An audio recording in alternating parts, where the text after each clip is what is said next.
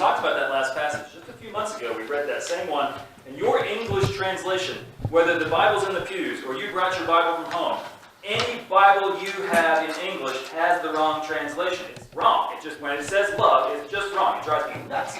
Somebody has done it wrong to you. It hides the fact that Jesus, when Jesus asked, "Do you love me?" he used the word agape, deep, unconditional love, the kind of love God has for us and God wants for us to have for each other. And Jesus says that 3 times. 3 times Peter. How many times did Peter deny Jesus just a little bit ago? 3, exactly. So 3 times, Peter answers, not agape. Peter says, phileo. I feel like a brother to you. Like Jesus said, "Do you love me?" And Peter keeps saying, "I feel like a brother to you." Which, is a kind of love, but it ain't the same thing. I don't know a better English word. But Peter keeps not getting to the top of the bar that Jesus sets. And Jesus says, "Okay, if that's the way it is, can you still follow me? Even if you haven't got to that bar, can you still follow me? Even if your life is a little bit messy?" Peter, who started off a mess, a young man, bouncing through life without much hope or purpose or self-control. Anybody feel like that? Peter, who has a lot better ideas about how to run the universe than God.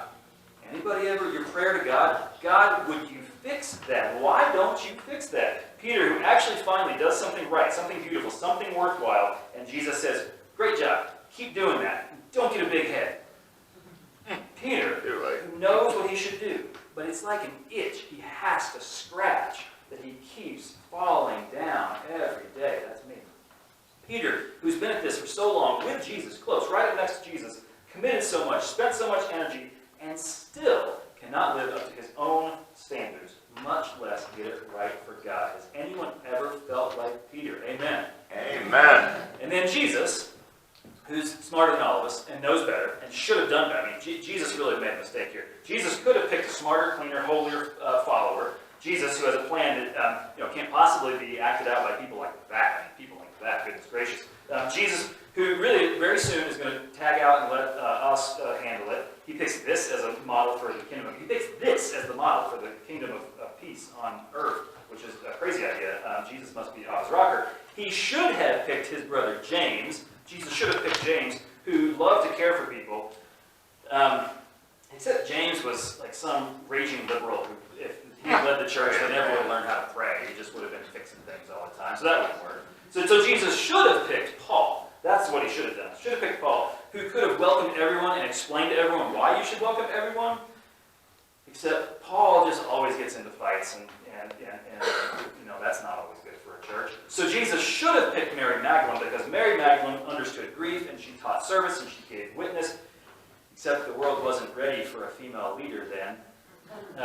So he should have just picked anybody else other than Peter. Peter was the worst choice to lead the early church. Except it worked. Somehow it worked.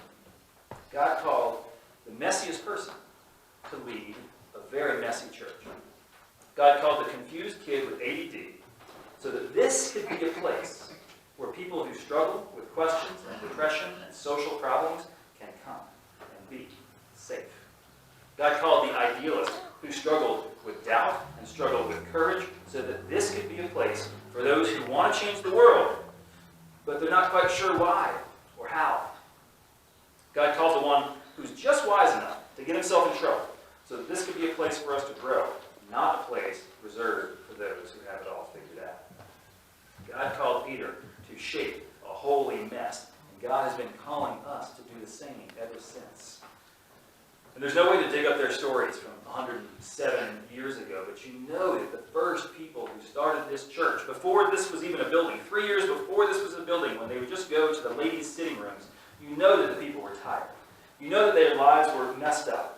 And some of them thought they had it all together until all of a sudden they got pushed and they knew that their life, really I'm stuck and I feel stuck. And then I get resentful and then I get angry. And you know there were people here who did have a lot of it together. And when they started helping the other people, they realized, but I can still learn this, even from them. You know there were people who were on path and they wanted to learn. And so they found a place to be. And you know they got here and they had all kinds of controversy about how to walk together. We must have had people 3 years later, 104 years ago, when these pews were here, who sang songs and said their prayers and wondered, is this helping? Is this really the best path?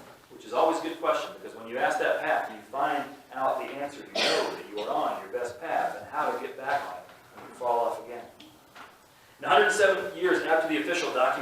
were signed probably 130 years after the first white people in this area were called to pray and live closer with neighbors and with God. All that time later, here we are living out the holy mess, just like that.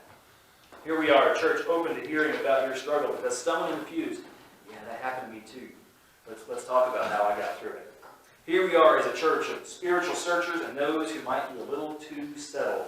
Some with an inflamed righteous indignation at a world out of sorts, and others who really can't be bothered to see a world in trouble, because they were taught somehow long ago that Jesus was interested in everything about your life except your politics, which is wrong. I don't know where people get that. But we have all those in the pews. We have some who pray and study and try hard every day, and some who are kind of less interested in that, but they're interested in something. They feel something, and all they want is calm, so they come here and they can feel calm when Daniel plays his music, so they're here on Sunday mornings. We have some who do really beautiful things, and then a day after that, they're stuck in their same rut of brokenness. We have people who live a groove of just being good all the time until town controversies pop up and they just aren't their best selves. And here we are, listen to this. We are a church that for some folks, this is the only time of the week where some of you get to be around stable people. And some of you stable people, this is the only time of your life when someone appreciates your presence rather than something you can do for them. So even if the pastor makes the mistake of letting you do too much, or he does things that annoy you, or he asks you to do things you don't want to do, even if the blockhead, stone-headed pastor invites you to do something here, ignore him, because it's God who calls you here.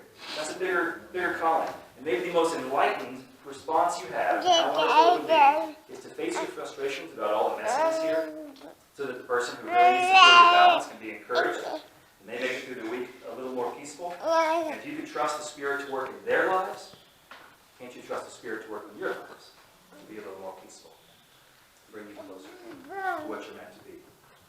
So friends, that's who we are, more or less what we've been for 107 years, hopefully what we'll keep being for the church.